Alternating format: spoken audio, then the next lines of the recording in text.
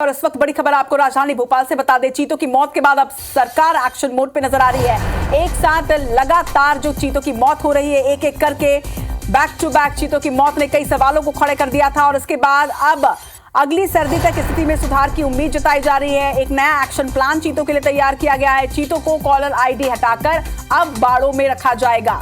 Supreme court चीतों की मौत का मामला पहुंच गया था, जिसके बाद विशेषज्ञों ने सुप्रीम कोर्ट को एक पत्र लिखा।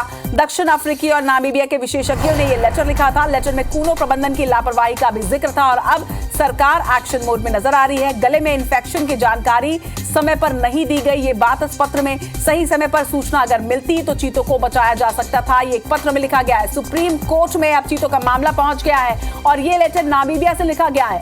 दक्षिण अफ्रीका से चीतों की खेप लाई गई थी और अब दक्षिण अफ्रीका से एक लेटर लिखा गया है और ये बात कही गई है कि अगर सही समय पर ध्यान दिया जाता चीतों पर तो चीतों की मौत नहीं होती। लगातार एक एक करके जिस तरह से चीतों की मौत होती जा रही थी, उसके बाद कई गंभीर सवाल कूनो नेशनल पार्क पर खड़े हो रहे थे, प्रबंधन पर खड़े हो रहे थे, जिसके बाद अब सरकार एक्शन मोड पर है और सरकार ने यह फैसला लिया है कि चीतों को बाड़े में ही रखा जाएगा। कॉलर आईडी उन्हें नहीं लगाई जाएगी। आपको जानकारी दे दें कि कई चीतों की मौत कॉलर आईडी की वजह से होने वाले इन्फेक्शन की वजह से हुई है, जिसके बाद अब चीतों को कॉलर आईडी से हटाकर बाड़ों में रखे जाने का फैसला सरकार ने लिया है। सुप्रीम कोर्ट चीतों की मौत का यह मामला पहुंच चुका है। विशेषज्ञों की यानी एक्सपर्ट्स की एक टीम ने सुप्रीम कोर्ट को यह पत्र लिखा है।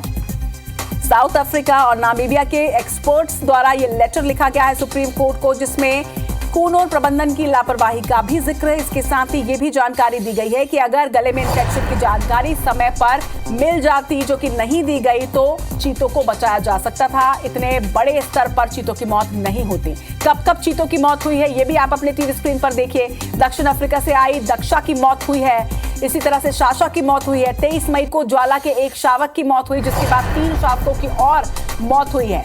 25 मई को ज्वाला के 2 और शावकों की मौत, कुल 3 शावकों की मौत हुई है। कई महीनों के अंदर जिस तरह से लगातार एक एक करके शावकों की और चीतों की मौत होती गई, उसके बाद बड़े सवाल और गंभीर सवाल यहां पर खड़े हो रहे थे। लेकिन अब मामला जब सुप्रीम कोर्ट में पहुंच गया है तो इसके बाद सरकार एक्शन मोड पर नजर आ रहा है और चीतों की सुरक्षा को लेकर अब एक्शन प्लान तैयार किया गया है। इसके पहले चीतों को कॉलर आईडी लगाई गई थी, लेकिन अब यह फैसला कि चीतों को कॉलर आईडी नहीं लगाई जाएगी क्योंकि ये उनके लिए सही नहीं है। उसकी वजह से उन्हें गले में इन्फेक्शन हो रहा है, जिसकी वजह से 2 चीतों की यहां पर मौत हुई है।